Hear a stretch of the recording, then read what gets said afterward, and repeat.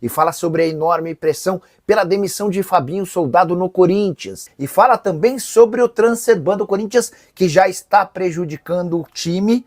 Um reforço encaminhado acabou por melar. As últimas do mercado, bastidores, finanças e muito mais. Fala aí, pessoal, sou Jorge Nicola, bem-vindos a mais um vídeo do canal. Sempre bom ter vocês por aqui, sem perder tempo. Pedir para deixar like, se inscrever no canal e ativar as notificações. Preciso te atualizar agora sobre um meio-campista brasileiro livre no mercado e que pode ser boa opção para times daqui que buscam por jogadores para essa função.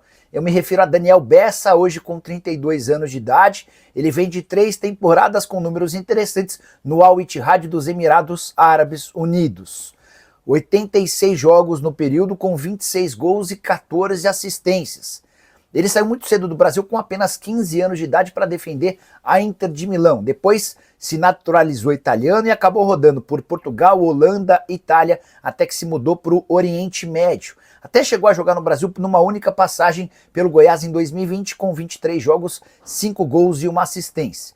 Se as negociações com clubes brasileiros não avançarem, a tendência é que o Daniel Bessa permaneça no Oriente Médio, onde tem bastante cartaz e um filme positivo por conta dos seus números na passagem pelo Ittihad dos Emirados. Para falar agora sobre o Corinthians, já dá para dizer que o transfer ban imposto pela FIFA nesta terça-feira causou o primeiro impacto negativo.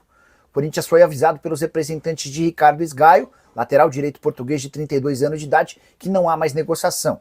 O Esgaio não pretende esperar que o Corinthians consiga reaver a condição de inscrição de atletas. Hoje ele está punido de inscrever jogadores por conta de uma dívida que tem com o Santos Laguna referente à compra de Félix Torres. Dívida de 33 milhões de reais, isso significa que o transfer ban ou impedimento para registro de novos atletas só cai assim que o Corinthians fizer esse pagamento e não há prazo nem previsão de quitação dessa dívida. O Corinthians enfrenta enormes dificuldades financeiras. O Esgaio tem pressa para definir seu futuro, ele até cogita a rescisão de contrato de forma amigável com o Sporting, mas preferiria solucionar essa questão o mais rápido possível. A tendência é que ele continue no Sporting ou vá jogar numa equipe grega.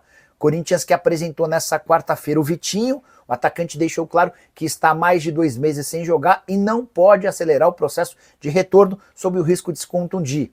Existia uma tendência, uma necessidade do técnico Dorival Júnior de escalar o Vitinho para sábado, confronto contra o Bahia no Campeonato Brasileiro Neoquímica Arena, até porque o Romero está suspenso. O Corinthians também já não tem Yuri Alberto e Memphis Depay, mas o Vitinho deu a entender nessa entrevista coletiva que ainda vai precisar de mais algum tempo para se colocar à disposição.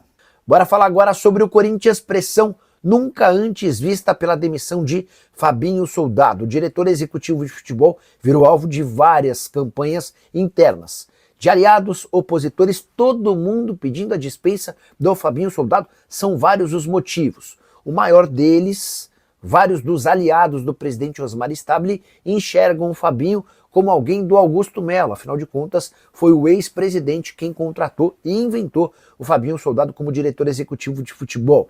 Além disso, pesa contra o Fabinho uma série de contratações avaliadas como equivocadas.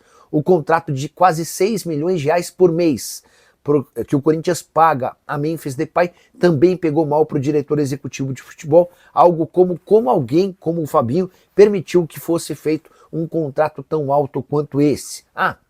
Só para completar, também há uma percepção de que o Fabinho não tem a liderança necessária para eventualmente punir jogadores. O cara fez alguma coisa errada, o Fabinho não tem o traquejo para chegar e aplicar uma multa ou dar uma dura pesada, até por isso alguns atos de indisciplina têm sido vistos. Posso assegurar que Osmar Stabile não demitirá o Fabinho Soldado antes da eleição. Ele entende que há necessidade de esperar para a definição do próximo presidente do Corinthians. Vale a lembrança de que no último sábado o presidente afastado, o Augusto Melo, foi alvo de um impeachment, está fora do clube.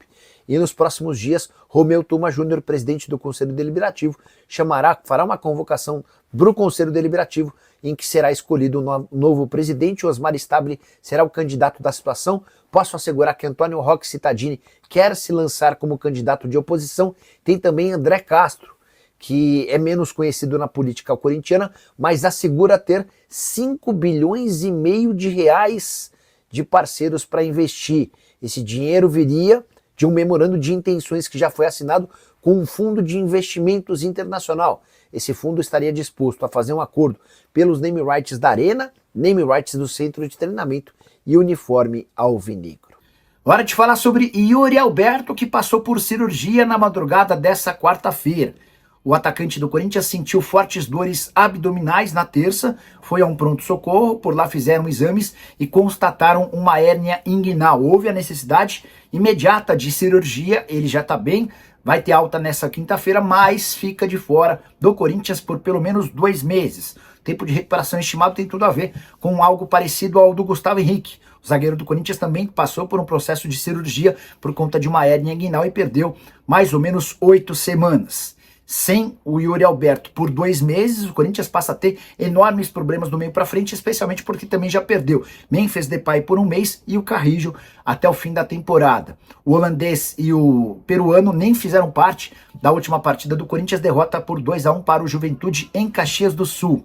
Vitinho, que foi apresentado nessa quarta-feira como reforço do Corinthians, já deve ficar à disposição para o confronto do Bahia, até porque Romero suspenso não joga.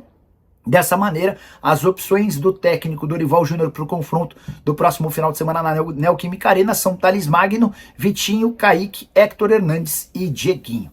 E você, o que pensa sobre a atual fase do Corinthians, cheio de más notícias? Usa o espaço para comentário para registrar, para falar sobre a situação caótica do Corinthians na FIFA. Você sabe que nessa terça-feira o Timão tomou um transfer ban, que vai impedi-lo de inscrever atletas enquanto não regularizar uma dívida de 33 milhões de reais com o Santos Laguna pela compra de Félix Torres. Mas, na verdade, a dívida do Corinthians na FIFA já ultrapassa 100 milhões de reais.